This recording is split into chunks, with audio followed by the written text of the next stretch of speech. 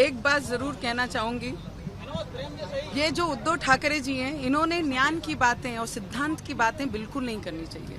जो किसी और के भरोसे चुन के आए, मोदी जी के पैर छूकर आशीर्वाद लेकर 14 और 19 विधानसभा और लोकसभा जो अपने पार्टी के लोगों को चुन के लाए हैं, मोदी जी के भरोसे, उद्धव ठाकरे जी के भरोसे चुन के नहीं आए।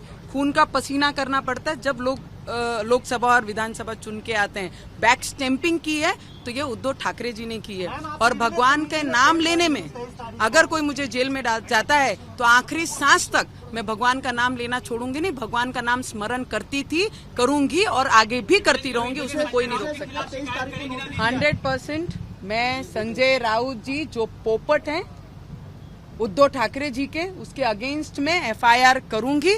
मुंबई में सभी डिपार्टमेंट के लोग अंडर प्रेशर काम कर रहे हैं, पर केंद्र के एजेंसी पे भी गुहार लगाऊंगी कि उनके खिलाफ कार्रवाई करे और इंक्वायरी करे। मुझे लगता है जिन्होंने प्रेस कॉन्फ्रेंस में सीधा तौर से मुझे आह्वान दिया, मुझे धमकी दी, उनके विरोध में मैं और शिवसेना ने हमारे घर पे हल्ला किया और हमारे अमरावती के घर पे हल्ला किया, मुंबई के घर पे हल्ला किया। गुंडेशाही तो उन्होंने की, हम तो घर से बाहर भी नहीं निकले, तो भी हम देशद्रोह। जो गुंडे हमें मारने आए उन पे कोई कार्रवाई नहीं।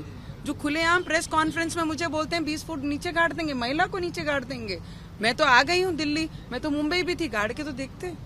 हमारी देश की जनता सोई नहीं है, देश की जनता जागी है। तक हमारे साथ हैं नवनीत राणा। मैम, आपका रिपब्लिक पर स्वागत है। मैम, जिस तरीके से अभी आप दिल्ली लैंड हुई हैं, किस तरीके से आप यहाँ पर अब आई हैं, क्या आगे की प्लानिंग है मैम? प्लानिंग क्या है मैम? मुझे प्लानिंग करने की जरूरत नहीं है। पहले तो मैं 13 दिन जेल में रहकर आई हूँ, उसके बाद 4 दिन में हॉस्पिटल में थी। जो पीड़ा मेरे साथ है वो तो मुझे पता है, या मेरे परिवार को या मेरे छोटे बच्चों को पता है। वो पीड़ा लेकर जब मैंने मुंबई में कंप्लेंट्स की, जिन्होंने गुंडागर्दी की, जिन्होंने मेरे घरों पे हमला किया, मुंबई में हमला किया, अमरावती में हमला किया, तो उनके अगेंस्ट जब मैंने कंप्लेंट दी तो उस पर कोई कार्रवाई नहीं हुई। संजय राउत खुलेआम धमकी देते हैं कि तुम्हें मार दिया जाएगा, तुम्हें गाड़ दिया जाएगा। उन पे कोई कार्रवाई महाराष्ट्र में नहीं हुई, मुंबई में नहीं हुई। डिपार्टमेंट अपना काम करता है, पर डिपार्टमेंट अंडर प्रेशर काम कर रहा है। तो मुझे लगता है अब मेरे पास एक ही घर रह गया है, वो मेरा सेंटर का घर।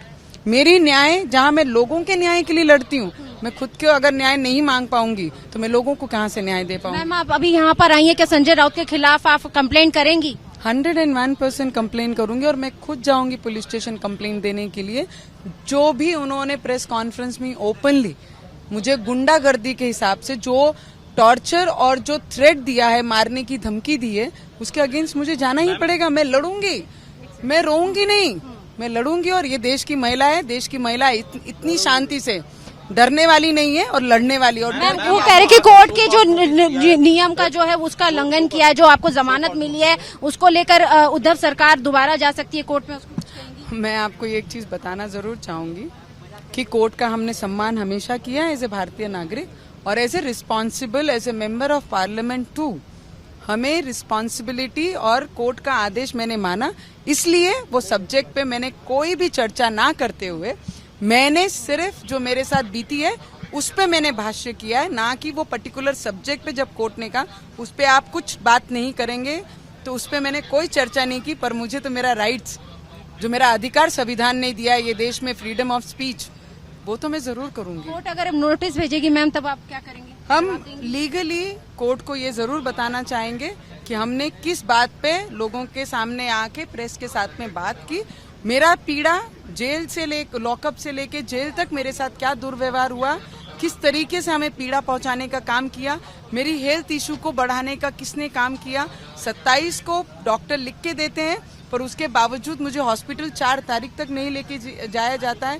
ये सब चीजें पे बोलना मेरा अधिकार है और बाबा साहब ने यही सिखाया, लड़ना चाहिए, डरना नहीं चाहिए। उद्धव ठाकरे के लिए क्या कहेंगे, क्योंकि जिस तरीके से आप हनुमान चालीसा कर रही थी, अपने धर्म का ही एक निर्वहन कर रही थी, तो ऐसे में मैम आपके खिलाफ इतनी बड़ी कार्रवाई हुई, आपके हस्बैंड के खिलाफ कार्रवाई। मुझे लगता है कि राम भक्त और हनुमान भक्त उद्धव ठाकरे को उनकी जगह दिखाएंगे। जो मोदी जी के पैर पकड़कर 14 और 19 जीत के आए, आने वाले समय में वही भक्त उन्हें उनकी जगह भी दिखाएंगे। आज आप किस किस से मिलेंगी? ओम बिरला जी से? आज ओम बिरला जी से समय लिया है मैंने, और सर ने मुझे समय दिया है और उन्होंने पूरी जानकारी भी पहले ली है मेरे साथ क्या हुआ, किस तरीके दुर्व्यवहार हुआ।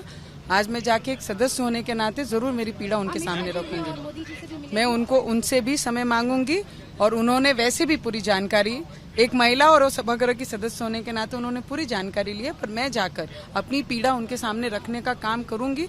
हमारी सुनवाई केंद्र के माध्यम से, केंद्र की एजेंसी उन पे कार्रवाई करनी चाहिए, वो मांग भी करूंगी। हमसे बात करने के लिए बहुत बहुत शुक्रिया। तो ये थी हमारे साथ नवनीत राणा, और जिस तरीके से आज वो दिल्ली आई हैं और यहाँ पर उन्होंने साफ तौर पे बोला है कि दिल्ली में मेरा घर है और मैं आज यहाँ पर आई हूँ और मैं मुलाकात करूंगी, ओम बिरला जी से भी मुलाकात करूंगी, साथ ही साथ जेपी नड्डा और अमित शाह और पीएम से भी मिलने का समय वो मांगेगी। और जिस तरीके से उनका साफ तौर पर ये कहना है कि वो अपने धर्म का निर्वहन कर रही थी, हनुमान चालीसा का अगर उन्होंने पाठ किया तो उन्होंने कोई जुर्म नहीं किया, और अगर वो अपनी बात रख रही हैं तो उसमें भी वो कोर्ट के किसी भी नियम का, किसी भी शर्त का उल्लंघन नहीं कर रही हैं, ऐसा उनका साफ तौर पर कहना है। लेकिन आपको मैं दिखाना चाहूंगी कि अभी वो यहाँ पर आई हैं और तमाम मीडिया कर्मियों के बीच में मौजूद हैं और थोड़ी देर में वो अपने घर जाएंगी और उनकी पहली कोशिश रहेगी कि सबसे पहले वो ओम बिरला से मिले, उसके बाद उनकी मुलाकात जो कह रही है कि वो समय लेंगी, अमित शाह जी से समय लेंगी, साथ ही साथ जेपी नड्डा और प्रधानमंत्री मोदी से भी मिलने की वो लगातार बात कर रही है, क्योंकि वो कह रही है कि जिस तरीके से